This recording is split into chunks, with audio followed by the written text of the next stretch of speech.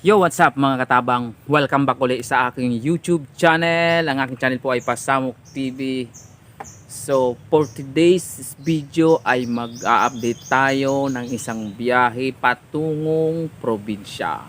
So, ayun mga katabang, welcome back ulit. At kumusta kayo dyan? Andito na naman ako at muling maghahatid sa iyo ng panibagong information at sana ito ay makatulong sa inyong pagbabiyahe ngayong 2022. Ngayon ay February pa rin. So ayun mga katabang, sana po sa mga makakapanood nito ay wag nyong kalimutan na hindi tapusin. Mas maganda po kung tatapusin nyo ang video para mas maintindihan nyo, para po hindi na kayo magtanong kung ano ang requirements, kung anong pamasahe, kung saan tatawag, dahil po sa huli ng video po doon ko nilalagay ang contact details ng bus pagkatapos po ng paliwanag ko sa inyo about sa biyahe at patakaran ng isang bus.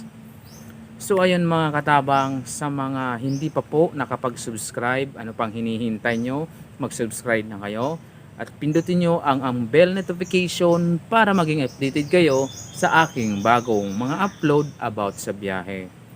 At siguraduhin nyo po itong naka-all para po every upload sa video ko magkakaroon kayo agad ng notification para una kayong makakapanood ng aking mga bagong update at vlog sa mga biyahe.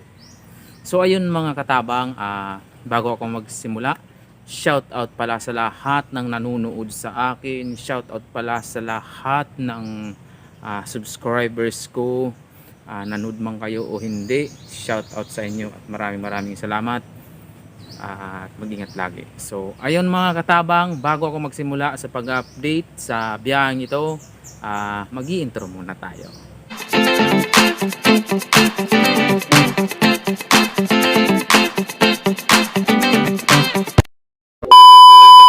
Yo, what's up mga katabang? I'm back, Pasamok TV. So ayun mga katabang, and eto na po ang bagong bus ng aking i-update. Ito po ang RMB. Ayan po ang RNB, makikita nyo. Siya po ang may biyahe ngayong probinsya at nag-update sila ng panibagong ruta nila ng kanilang biyahe. So, araw-araw naman po ay may biyahe ang RNB, pero hindi nila linalabas kung anong mga lugar. So ngayon, nilabas nila ang mga lugar kung anong lugar sila babiyahe at kung ano ang requirements, at nagbigay din sila contact details para sa inyo. O may mga katanungan kayo, pwede kayong tumawag. Disclaimer lang po mga katabang, ako po ay content creator o isang vlogger. Hindi po ako kasapi dyan sa mga bus. Ang vlog ko lang po ay mag-update ng mga biyahe. So ayun mga katabang, ito ang biyahe na meron ang RNB bus.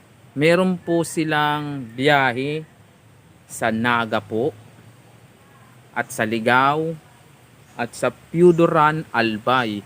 Meron po silang biyahe, at kung kayo po ay interesado sumakay sa RNB bus, ay pwede nyo pong tawagan sila. Maya-maya po ibibigay ko ang contact details para inyong makuha. Okay. Kung hindi nyo po alam ang kanilang terminal, ang terminal po nandyan po sa Pasay, sa malapit po sa Jollibee, sa may tapat ng overpass, dyan sa may Top Avenue. Malapit po ito sa Top Avenue. Kung mahirapan man kayo maghanap, pwede nyo po ito i-Google Map para mas mabilis nyong makuha.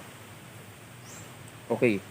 Para naman po mga katabang sa requirements, ang hinihingi po ay vaccination card. Okay, lilinawin ko po. Kung ikaw ay may fully vaccination card, pwede ka makasakay galing ng Metro Manila pauwi ng probinsya. Pero po kung wala kayong vaccination card, siguro po hindi kayo makakasakay. Pero kung gusto niyo makauwi kahit wala kayong vaccination card, pwede kayong makipag-ugnayan dun sa admin o Admin ng RNB. So ayun mga katabang, ito po yung contact details para inyong tawagan, para kayo ay makakuha ng konting kaalaman, o kung kayo may itatanong para sa inyong pag-uwi. Kung kayo man ay fully vaccinate o hindi, o wala pa kayong bakuna, ito po yung contact details para inyong matanong. Pakikuha na lang po mga katabang, 0948 616 0703. Ayan po ang contact details ng admin ng RNB bus line, at kontakin nyo po yan kung kayo ay merong mga katanungan. Okay. At para naman po sa mga ibang detalye about sa mga biyahe, pwede pa kayo mag-comment dyan sa baba. Mag-comment lang kayo kung anong bus ang gusto nyo ipa-update sa akin, kung anong requirements, magkano pamasahe. Gagawan po natin yan ng paraan.